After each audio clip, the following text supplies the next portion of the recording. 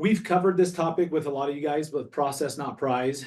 But I want to do a deep dive on this, okay? So for today's mastermind call, we're talking about input over output, the importance of both, when and where to focus on each one, okay? Um, we're basically talking about divorcing yourself from results, okay? And I'm going to start with the problem. Okay, the problem with focusing on the results, okay, the sales or the income is it's not fully in our control. And therefore, if we are completely married to the result, we will be up and down. So our results will be inconsistent. Our attitude will be fluctuating. Our confidence will fluctuate. Okay, if there's one thing that you guys need, it's you need consistency.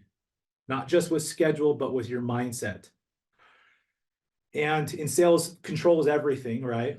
If the prospect is asking questions, they have control. If you're asking the questions, you have control, which means you'll get the sale. If they ask the questions, you're not going to get a sale. Okay. The same thing goes with your input and feeling in control. Okay. So we're going to talk about both scenarios and the differences. But the problem, let me just kind of highlight the problem of focusing on results. Okay. We recorded a video on this. So this will be added to the sales training, this mastermind, but there's also another sales training on this. So you guys can refer to that video. But in the solar industry, there's the solar coaster. It's like the infamous solar coaster. Everybody knows what I'm talking about. And other terms have been coined as like getting in a rut. Okay. My mindset is not flawless, but I don't get in a rut for more than 12 hours. It doesn't happen. Okay. I stay consistent. All right. And I'm going to talk about how we do that. You know, this Kobe Bryant mentality of staying in the middle, staying centered. Okay. Not getting too high, not getting too low. But here's the problem with being focused on the prize, on the output, the results. Okay. You are susceptible to failure. You get inconsistent results. There's always pressure, but the pressure from this type of thinking becomes negative. You rely on motivation to get things done. You become impatient with yourself, with the work. You get irritated. Okay. And you breed entitlement when you focus on results. When your work ethic is low, but your expectations are high, that is when you breed entitlement. Okay. I call it the E word. Entitlement will ruin your sales career. It will ruin teams. Okay. It ruins culture. It's awful. Okay. You'll feel off and on. You'll feel out of control, susceptible to arrogance, getting cocky. Okay. If you think if you're hot stuff, you're doing well, performing well. Okay. You usually stop and you kind of plateau.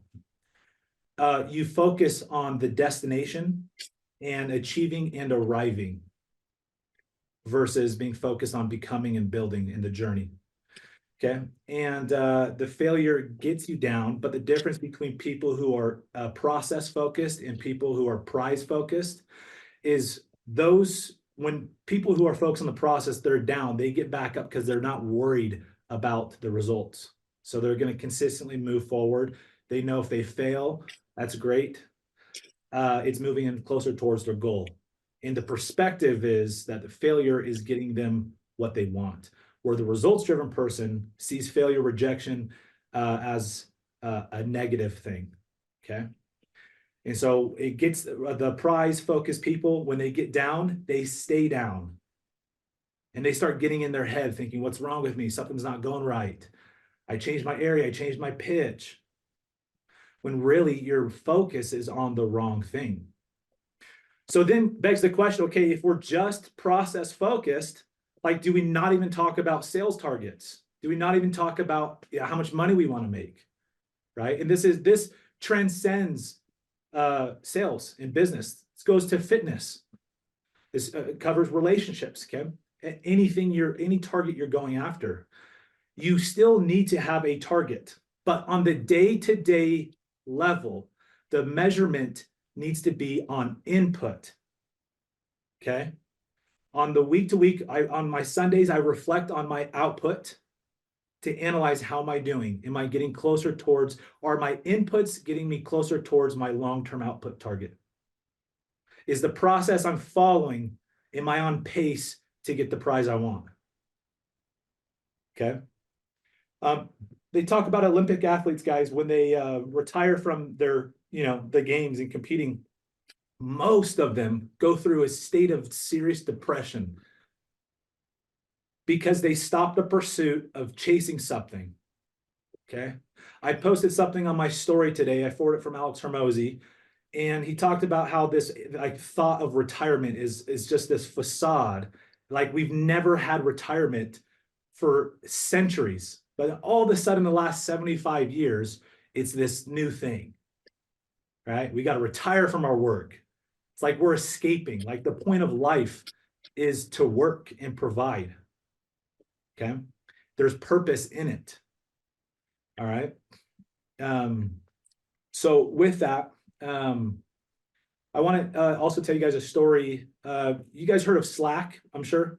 Okay. Slack is a very large, I'm pretty sure that they're valued at around 26 billion as of 2024.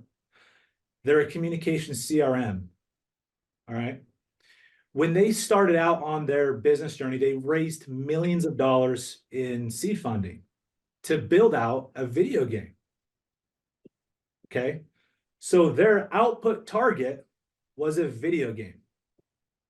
And they developed this robust communication system that was amazing for the game, but they didn't attract enough players and enough money to keep the game going. So investors pulled out, they scrapped the project. Had their focus been solely on the output target of we're creating a video game and that is all, they would have called it quitsies and given up. But they were obsessed on the process and what they had built from it, of this amazing communication in game, and said, hey, this actually might be useful in the real world. And Slack was built. Okay. So sometimes what you intend on achieving when you go on a pursuit for something is not always what you're going to get. The problem with focusing on the destination is not only are you going to be unsatisfied when you get there, but you're missing the whole point of who you're becoming. And again, it's in your likelihood of actually achieving and arriving to great points in your life. Like, you can't even get there if you're prize focused, if you're output focused. So again, this doesn't mean that we just completely ignore the goals. Okay. It's the day-to-day of what the focus is. When I set my targets for the day, there are zeros for sales. It's not a target. Because a sale is an output-based, it's a part of an equation. I put in X and Y, I get out Z. I don't set my day-to-day targets on Z. I know, hey, if I present to two families, I know, hey, if I present to two people, I'll close one deal on average. Okay. The problem with focusing on that, though, is I can pitch two people and get zero. And then when I'm results focused, I get commission breath. I get desperate. I get nervous. And I get down on myself for not closing a deal. This is where manipulative and pushy salespeople come into play. All right. Nothing about our program is breeding people to become a master closer. You're breeding yourself to become a master communicator. Okay. And develop yourself enough where you can work hard to put yourself in enough opportunities to close more deals. Okay. So I know, hey, look, when I'm knocking doors, if I talk to 5 decision makers, I'll get 1 appointment set. So if I want 6 appointments that day, that's still on my mind. I'm still thinking I want 6 in the day if I'm knocking a full day, right? 6 to 10. So let's just say on the low side, 6. So 6 times 5 is 30. So I have to talk to 30 decision makers. There's my target. But you guys also know from the playbook, 100K month playbook, you need to give yourself a buffer. So I don't do 30, I'll do 35 or 40. Because I can't guarantee those odds, right? but what I can guarantee you is my input. And the more I focus on my input, the more I feel in control. And the confidence behind a salesperson, an entrepreneur, a human that knows, hey, when I take X action, I'm going to get Y results, only a matter of time. You start seeing yourself as the person who does X action. You're becoming that person. And if you can create an identity around that, okay, and enjoy the process, you will achieve a lot greater rewards, okay? But there needs to be this consistent push between these checks and balances where you're pushing towards a target, you achieve it because you have the input focus and the discipline, okay? Reverse engineer the success, find a mentor in the space who's achieved it, do what they've done, do a little bit more work, you achieve it, you level your head out, you reach up, go get more mentorship, on to the next level, okay? It's a system you guys can implement and just duplicate. Again, this goes to not just sales, but fitness, okay? You can see yourself becoming an athlete, bodybuilder, and look at the system to get there, okay? If you, think of it. If let's say you're 50 pounds overweight and you start going to the gym every damn day, 2 hours a day, you start going ham. Well, 3 weeks into it, you're starting to get a little tired, worn out. And you say, dude, I don't know if I can keep doing this. I've lost 2 pounds. At this rate, this is going to be a nightmare. That's what happens when you're focused on the results. So divorce yourself from the results, okay? What gets measured gets improved. You measure results on a week-to-week, month-to-month, and quarter-to-quarter basis and annually, okay?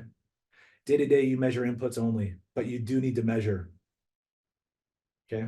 And there should be no shame in association with not achieving targets. Give yourself a pat on the back and recognize the wins. You guys know I track my wins vigorously. It gets my mind in a positive mindset. I never start my day with meetings that are going to be like putting out fires. I start with winning. I start with achieving and doing, moving towards targets. Okay. It builds momentum. Momentum builds day to day.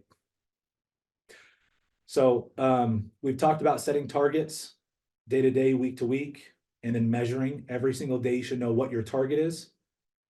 And then by the end of the day, you're measuring, okay? Again, you're not focused on sales, you're focused on inputs. So let me talk to you guys about what the process focus looks like, okay, versus the prize. So the process focused, they're always winning, okay? They're always growing.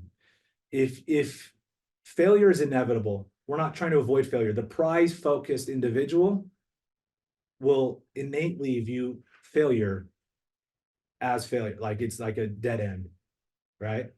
Where the process-focused individual, sees failure as part of the equation.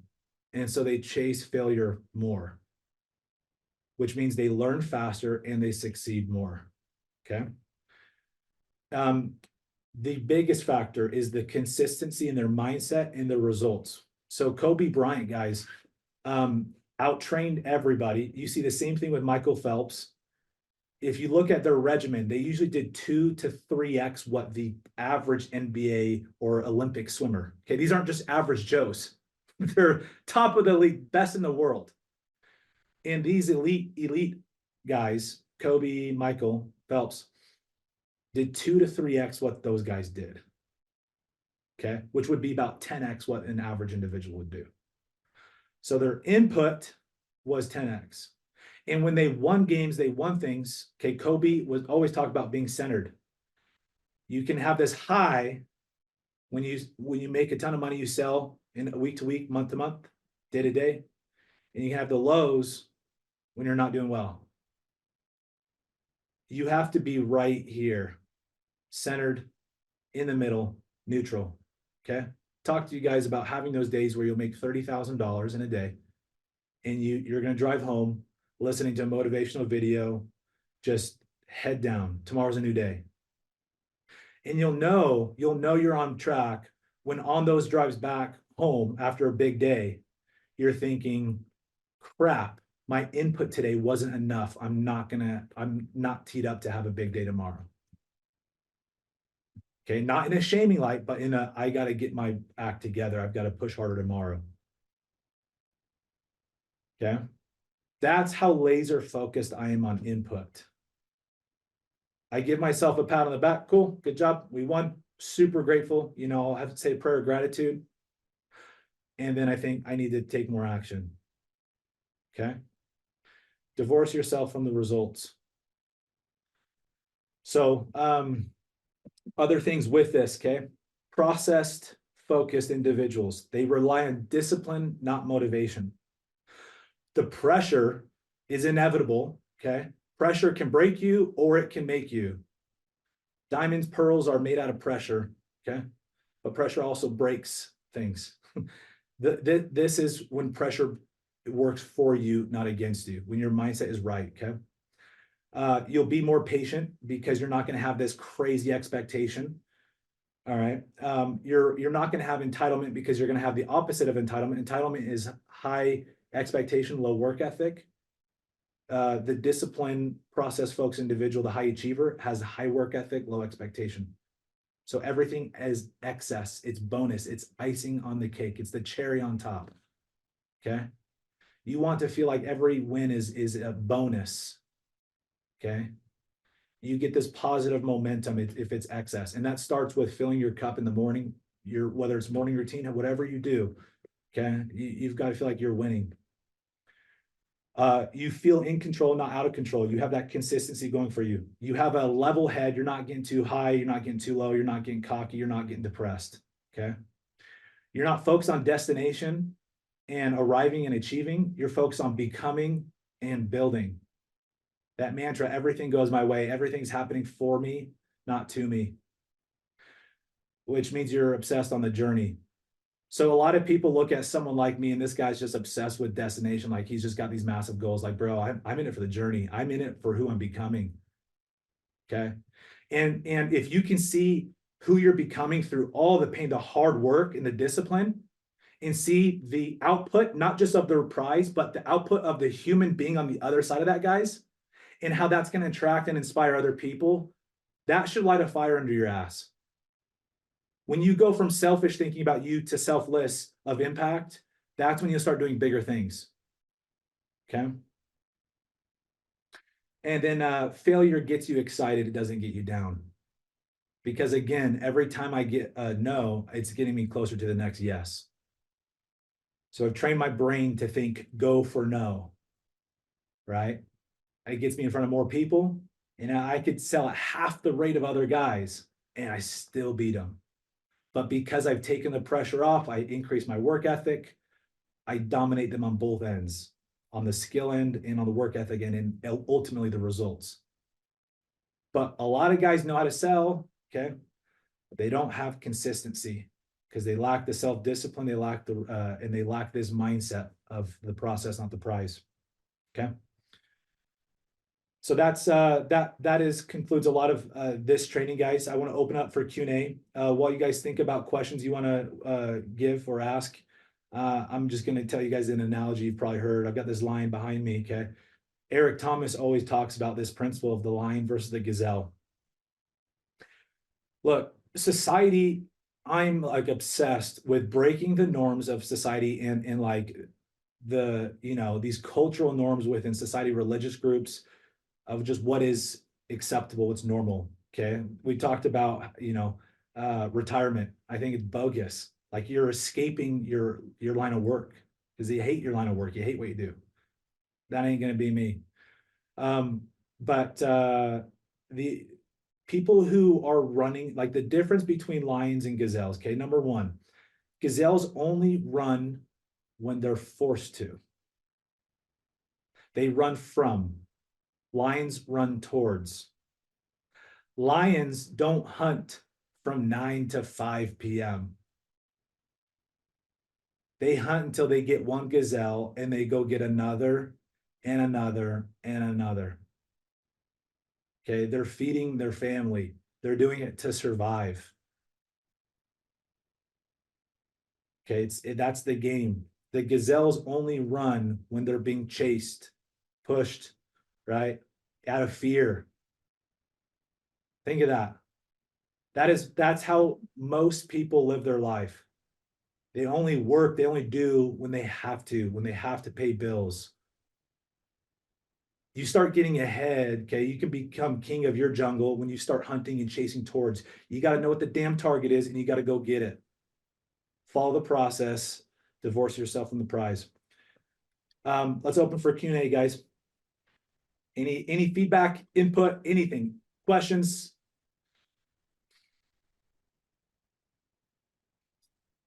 I just had a thought here, Nick. Yeah, Patrick. I love when I was on the doors, this whole concept of the law of averages and, talking about numbers like you talked about today really was my like go-to. And it was the only way I could like get away from anxiety to an extent, right? As much as you can, because it's always there. But just because it was more like, I don't have to worry about me as long as I do my work. I know my numbers. As long as I hit my numbers, then the results will come. Um, and when I would tell that to guys, one of the biggest mistakes I would see them make is they would knock 10 doors and be like, oh, I didn't get my three. I'm a 3 and 10. That means I got to quit for the day. Yeah. Right. Yeah. And I think it's important for us to have a big enough number set for the law of averages to play out. So it's not just a matter of every single 10, you're going to close three. But if you get up to, 200 doors in the day, that's when you've given yourself enough opportunity for the numbers to set in. Yep. Dude, if you can just remember this, it's not about winning or losing. It's about the input and what it takes to win more times than not and following that. Whether, for example, you get 5 sets in a day or 5 sales in a day in pest or whatever, okay, that like I've seen so many people, Patrick, on both sides of the coin, right? They'll get, let's say, 5 sets and then call it a day at 2 o'clock. The problem with that is the law of momentum. I've seen the day I can preach on this because I've had over a dozen days, over 20 accounts sold in pest control. Okay. Most guys get 2 to 3 a day.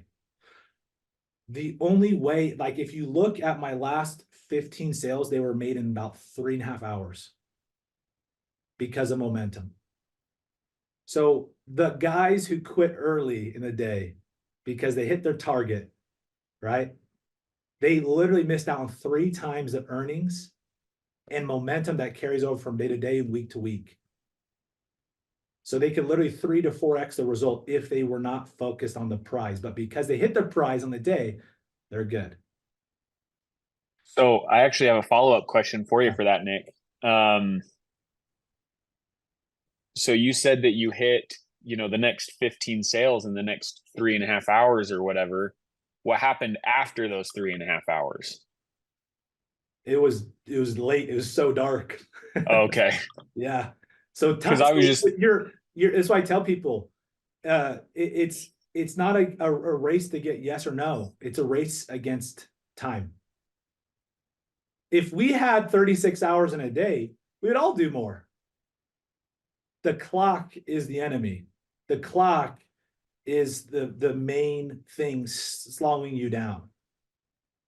So when you change your perspective on, it's not about people telling me yes or no, it's about people wasting my time and me allowing myself to waste my time. So one thing to know with that is spend more time with better prospects. Okay.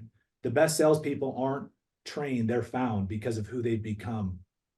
Okay. With prospects, it's very easy to find easier people that are more qualified. You just got to get in front of them. Who's worth your time, who's not. love that.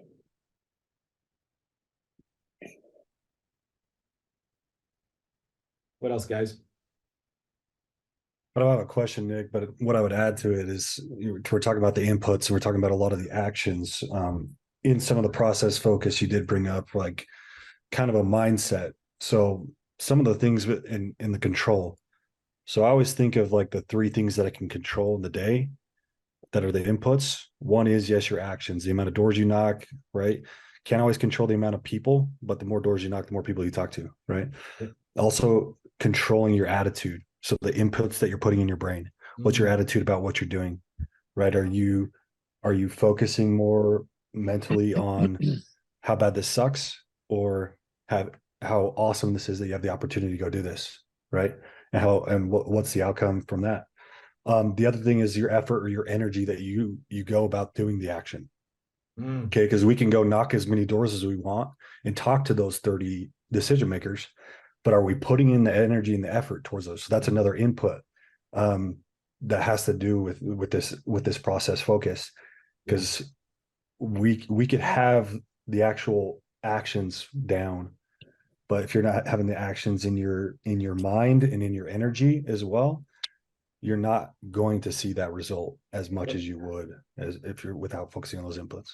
It's amazing, Brock. Thank you for adding that. That's essential, because if you leave out that aspect, yeah, you can set yourself up for failure. So thank you for like your attitude and your energy with each action. Here's how I put it.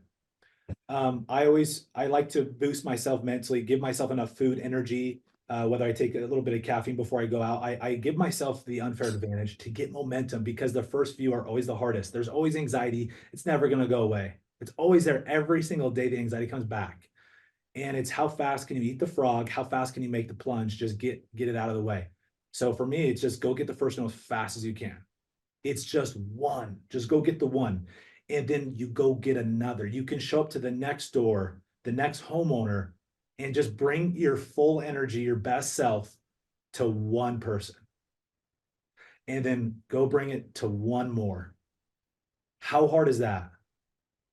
When we look at this thing of like 20, 30, 40, 50, 60 people a day, it's like, wow, that's a lot. But just go get one. Go get one. Go give one your absolute best, and have the peace of mind knowing, hey, I gave that my all. That's not my loss. That's theirs. And if I had the best salesperson in the world, like they still wouldn't have got that. Like that's the energy you need to be leaving each door. It's more important how you feel when you walk away from every input, every opportunity. Did you give your best? Okay. Love that, Brock. Thank you, dude. Money. I wanted to add to that. I think one thing that you said, Brock, talking about the second part, right, is your the things you're putting into your head, whether or not this sucks or I'm doing what I'm supposed to do. It comes back to what you talked about, Nick. Entitlement versus gratitude, right? How great is the opportunity? I mean, you can think about it about like, we have such a great opportunity. All we have to do is go and knock doors to make a shit ton of money, versus, man, this sucks. I'm getting paid so well to go and knock doors all day. Like, it's just it's two different mindsets, and it's really hard to juggle that sometimes. But I think that's the thing to keep in mind is just being grateful for the opportunity. Oh, I love that, man. One thing I do that helps me with that, Patrick, is in this workbook, the 100K a month playbook, on page 10, or wait, let's see, page 10, bonus motivation for prospecting, calculate your earnings per no, and then earnings per door knocked or call made. So that number is usually over $5 per door for most people. For some guys, it's like upwards of 30. Right. So every time That's a really cool thing to think about. yeah, man. My numbers, when I get a no on the low side, it's $100. Think of that. I mean, how can you lose, dude? Like even if it's $5, somebody tells me no, on average, I make $5. How many times can I go get no? Right. That mentality is so powerful, because the pressure doesn't get removed. Pressure can't be pulled off. It can just be channeled and funneled. Okay. And it takes the negative pressure and turns it into positive. It gets you talking to more people. Okay. I love that.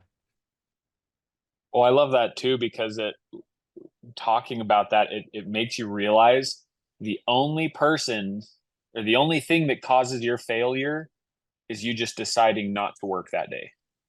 Because even the no's are making you money. Yep. Yep. It's just not taking action and having a bad attitude either, or the combination of both. Yeah, Brock, that was a golden nugget. Thank you for sharing that, man. Love that. And guys, on that note of positive attitude and energy, nobody is just always happy-go-lucky salesperson. Okay. I'm not that way. I'm not wired that way. I'm not special. You're not special. You're a dumbass if you think you are. I have to train my mind, okay, and not just train, but actively resell myself, okay, on what I'm doing. We get so much rejection, so many no's. Yeah, we're making good money per no, but what can happen is the attitude, the demeanor, the nonverbal, the paraverbals, the energy can drop throughout the day.